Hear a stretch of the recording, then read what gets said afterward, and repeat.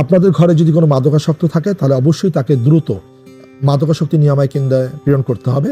আপনাকে মনে রাখতে হবে যে আপনি যত দ্রুত তাকে মাদকাসক্তি নিরাময় কেন্দ্রে ভর্তি করবেন ততই কিন্তু আপনার জন্য এটা ভালো হবে। কারণ দ্রুত যদি ইন্টারভেনশন দেওয়া যায়, দ্রুত যদি ট্রিটমেন্ট দেওয়া যায়, তাহলে কিন্তু এই ক্ষেত্রে মাদকাসক্তি থেকে মুক্তি পাওয়া সম্ভব।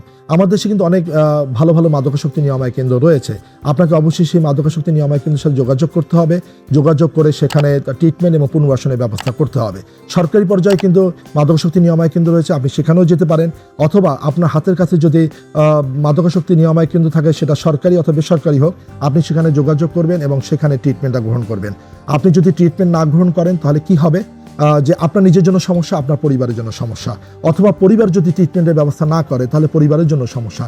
কারণ যিনি মাদকাসক্ত হয়ে যান তিনি কিন্তু একটি এমন ধরনের পরিস্থিতিতে পড়েন যে যখন সে মাদকটা গ্রহণ না করবে তখন তার মধ্যে খিঁচুনি দেখা দেবে, বমি দেখা দেবে, জ্বর দেখা দেবে, ডায়রিয়া দেখা দিবে।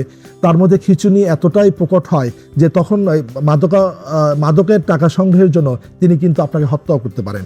পরিবারে আমরা প্রায় দেখি পরিবারে বাবা মাকে সন্তান হত্যা করছে মাদকের জন্য, মাদকের টাকার জন্য। কাজেই আমি যদি তাকে দ্রুত শনাক্ত করতে পারি যে তিনি মাদকাসক্ত হয়ে গেছেন, তাকে যদি ট্রিটমেন্ট সেন্টারে ভর্তি করাতে পারি, তাহলে কিন্তু আপনার সন্তান আপনার উপরে ব্যাপারে আচরণ করতে পারবে না। কাজেই আপনি দ্রুত তাকে মাদকাসক্ত নিরাময় কেন্দ্রে ভর্তি করান।